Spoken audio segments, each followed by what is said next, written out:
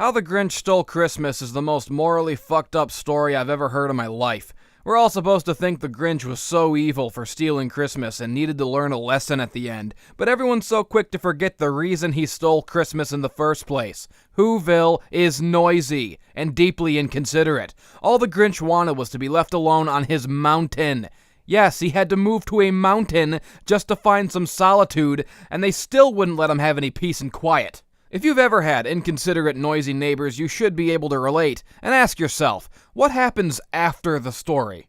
We're told that the Grinch has this big change of heart and loves Christmas now, but how long do you think that's gonna last? Where's Whoville's change of heart? Is there any? No, they're going to go right back to being a goddamn ceaseless noise factory. Fuck Whoville, I hope they all get AIDS. And don't go thinking the real world is any better, it's worse. This story is an allegory for how loud and terrible all of you are. There are so many inventions in the modern world that are just noise machines. Most of them serve no practical purpose, and if they do, there's no reason they can't be quieter. But no one seems to care about this problem. No one is demanding change like they should be. And why is no one demanding change? Because people love noisy shit, as long as they're the ones doing it. Deep down, adults aren't all that different from children who scream on airplanes or in the store. They think they are because they don't physically scream, but just like children, they all can't wait to make everyone listen to their loud toys. This planet is littered with worthless noise machines that don't ever need to be used. But people love them because people are empty inside. They failed in life, they're fucking boring, and the only way they can assert their existence is by making noise. And they do so with zero consideration for anyone else. I've sorted these noise machines into categories. The first category is look at me mobiles, such as motorcycles, muscle cars, and trucks. Anyone driving one of these explosive scream machines is just desperately shouting at the world, look at me. It's the most effective means we've come up with to advertise that you have a micropenis. You'd think guys would be ashamed of that, but no. For some reason, they really, really want you to know how small it is. It's a universal constant that must be acknowledged. Louder the motor, smaller the dick.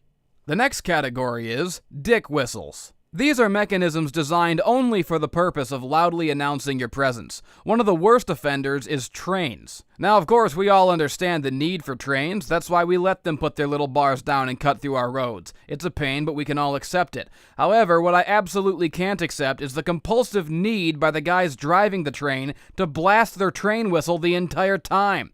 That thing rattles windows for miles. So many times I'll get my work interrupted and can't record because of an endless train whistle barreling through the city, and I live nowhere near the tracks. Somehow it's a sound that manages to be both miles away and right in your living room with you at the same time, defying all known laws of acoustics, common courtesy, and the real America. I've developed a psychotic reaction to trains, an all-consuming and immediate rage so powerful it paralyzes me into an immobile fugue state, like a possum pretending to be dead, which I wish there was a term for. There is no reason to blow that horn.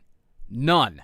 We all see the train. There are blinking lights, bells, lowering bars for safety, and oh yeah, the earth shakes. The horn is not alerting anyone, so what is its purpose? I think it's boredom. A conductor's job is to sit at the front of the train and make it go or stop, but it's not like he's doing any steering up there. It's on a track, so for the majority of the trip, he's just sitting up there with nothing to do. Going so crazy with boredom, he has to blow that stupid shit to keep himself awake. Somebody get this man a Nintendo Switch. It would save us all a headache.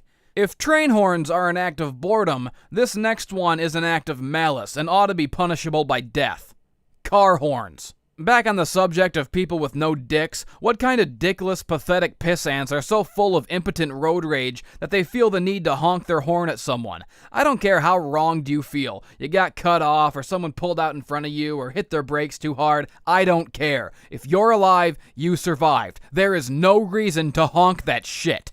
Oh, what? You're getting back at the person? Teaching them a lesson? Yeah, that's really gonna make them reconsider and regret their actions. What do you think, people get honked at and suddenly become washed over in a wave of empathy that makes them see their driving from your point of view and vow to be more careful in the future? No, most of the time they didn't even notice what they did wrong, so to them, you're just angrily blasting sound at them for no reason. And even if they know what they did wrong, that sound is so much more annoying than whatever they could have done, they're just gonna think you're an angry angry cunt. And they're right. You are an angry cunt.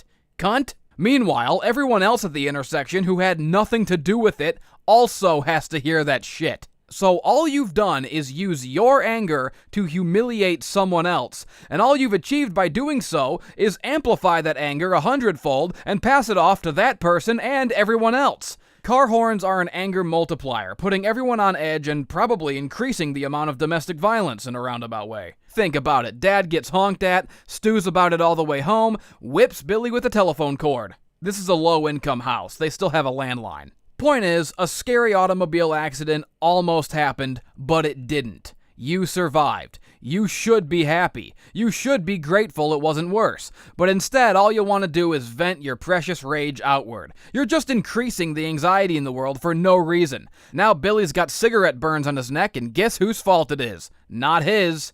Maybe a little bit the parents', but mostly yours, for honking your fucking horn. It doesn't matter what the other person did wrong. I don't care if it's Joseph Stalin pulling out in front of you. The second you honk that horn, you're the bad guy. And that's assuming the other person did anything wrong at all. Half the time, or hell, I would even say most of the time, the person honking is the one who was driving aggressively in the first place. Hornblowers are always speeding and tailgating someone, always in a hurry, just blasting their fucking horn at everyone for nothing because they're frustrated about something in their own pathetic lives. Or they're just honking at pedestrians to get their attention so they can yell out the window and harass people for no reason. Car horns are the original comment section. They're the social media platform of the 20th century, allowing people to spew pointless venom and get away with it. And they prove that human beings have always been aggressive sociopaths taking out their dickless fury on others. Cool it, people. Chill. Introduce some fucking zen to your life. You know what I do when someone pisses me off in traffic? Nothing. I get on with my day because I am a grown-up. Hell, even if someone crashes into me in traffic, I might come up with a frustrated hand gesture or two, but even then, I don't fuck around and worsen the situation with dumb shit like honking my horn or exchanging information. I keep on driving because it does not matter. I have never once in my life used my car horn. 15 years of driving, 0 honking, because I am a better person than you. So fuck your horn, fuck the missing genitalia that compels you to blast it, and fuck you. If I designed cars, I would make the horn mechanism shoot lemon juice into the driver's eyes when pressed. If they feel it's so important to honk their horn at someone, let them pay a price for it. I guarantee incidents of road rage would be drastically reduced if they had to weigh the cost of their aggression to themselves. I hope everyone who's ever honked their horn in traffic gets Final Destinationed by a semi-log. Groovy! The next category is noisy toys. And no, I'm not talking about baby toys or kids' toys. Babies and kids are noisy, it's fine. They're supposed to grow out of it. I'm talking about adults who should know better. Nobody loves noisy toys more than people over 40. For example, vacuum cleaners. Vacuums are a machine that you wouldn't need if you would just stop making a fucking mess. Stop eating food on the couch like an animal. Stop spilling drinks and smashing popcorn into the carpet. Pick up your fucking toenail clippings, you mutant. And if you can't do that, then don't have a carpet. Get a hard floor and a fucking broom and a mop so you can clean the mess without blowing the earth off its axis in a long, unending sonic gust of screeching terror. Every time I hear a vacuum cleaner, I have an aneurysm and die. When I even see someone bring out a vacuum, I break into a cold sweat because I know that I've just lost the next 20 minutes. There is nothing I can do during that time except sit with my thumb up my wiener hole, waiting for the cacophonous whirlwind in my living room to stop screaming at my brain, praying that it dies down before an embolism builds up and pops in my thought box. The worst thing about vacuums is that they're mostly used inside the house. You know what else is inside the house? Your dog! You know what's really sensitive on your dog? His ears. That's just fucking cruel. Turning on a vacuum while there's a dog in the house is like turning on a rape machine at your daughter's quinceañera. That is to say, not advisable. It's not even just dogs. Cats, birds, ferrets, all pets. The vacuum fucking terrifies them. It's torture. So what I'm saying is that if you're a vegetarian, or if you claim to be for animal rights, but you also use a vacuum cleaner, you're a hypocrite, because your pets are living in a scary torture chamber, and it's your fault. Vacuum cleaners terrorize pets, and they terrorize me. If you want to have pets, but you also can't avoid making a mess in your own house, there's a simple and elegant solution to solve both problems at once. Get rid of the vacuum cleaner and adopt one of those broom dogs from Alice in Wonderland. Next up is lawnmowers. Oh boy. These fucking things. Let me ask a simple question. Why? Why mow the grass? You can ask an infinite number of people that question and never receive a good answer. It's grass. It's not hurting anybody. Who gives a fuck if it gets long? Old people are obsessed with mowing the lawn. It's like once you're over 40, seeing the grass get any longer than your dick makes it not work anymore. Few things in this world create a sound as thunderously unpleasant as a lawnmower. It's like the Slipknot of yard tools.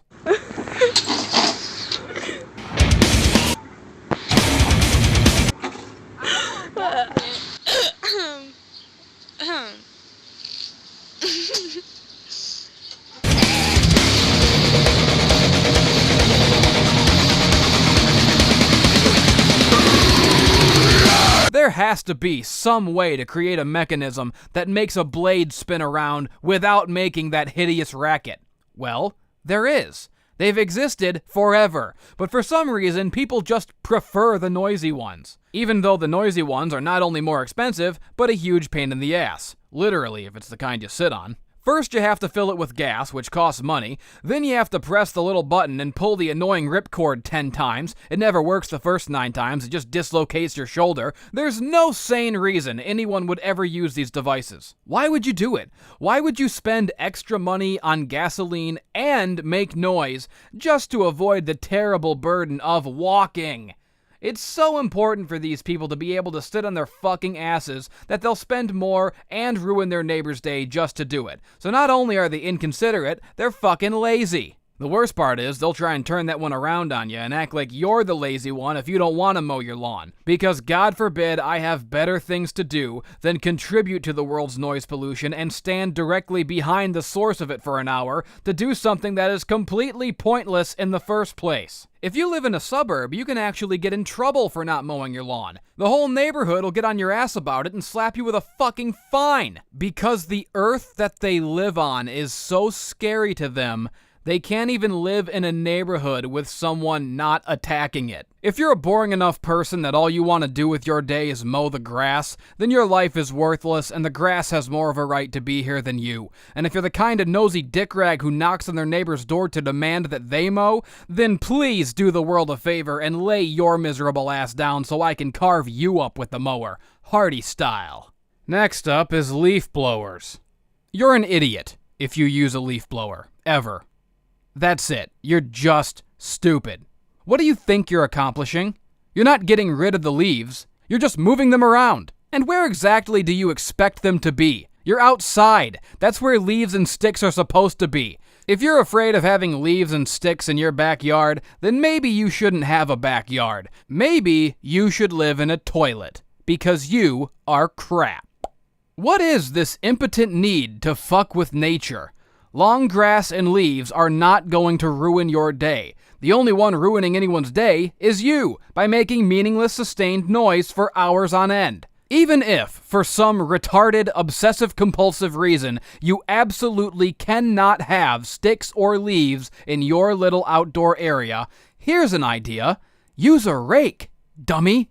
It does the same job as a leaf blower, only better, because you have better control over where you're raking it, and it's quiet. Leaf blowers should be illegal, and the person who invented them should have been sentenced to death by having his face raked off, because rakes already existed. All he did was invent a new way for inconsiderate shitheels to drown the neighborhood in noise on an otherwise tranquil afternoon. The sound of a leaf blower is unlike anything in this world in terms of annoyance. It's like ripping open a portal to a dimension of screams. And it's shrill, too. It's like the sound of a fork scratching a plate, only instead of lasting for half a second, it's sustained for as long as the asshole using it wants it to be. It amazes me that these people are oblivious to the noise they're making. How are they not annoying themselves? It boggles the mind. I've had to put my work on hold for hours at a time because someone was using a leaf blower and just not stopping. Nobody could concentrate on anything with that huffing and puffing blowing your house down. One time, I actually left the house and walked down the block to see how far away I would have to get before not being able to hear it anymore. I was all the way downtown, I couldn't even see my house anymore, but I could still hear that shrill, mechanical elephant shrieking into the void like its plastic testicles were in a vice grip. I've saved the absolute worst for last.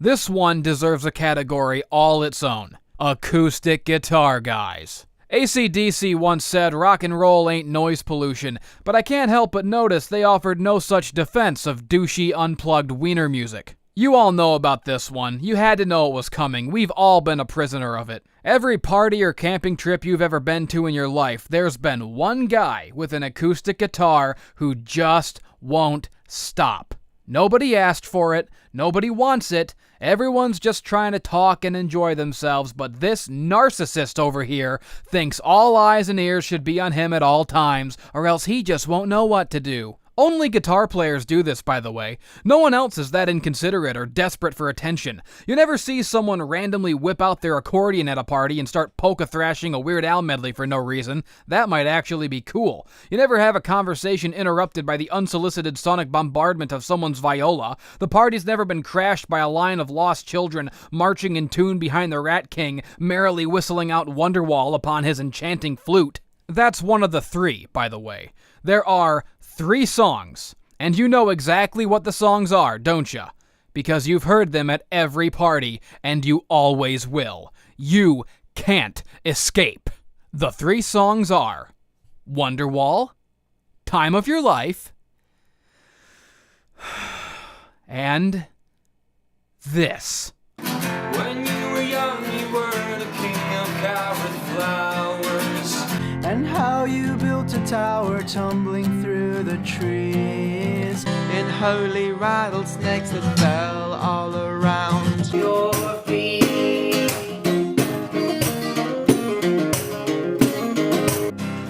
Your mom would stick a fork right into Daddy's shoulder. Your dad would throw the garbage all across the floor. As we would make learn what each other's bodies were for.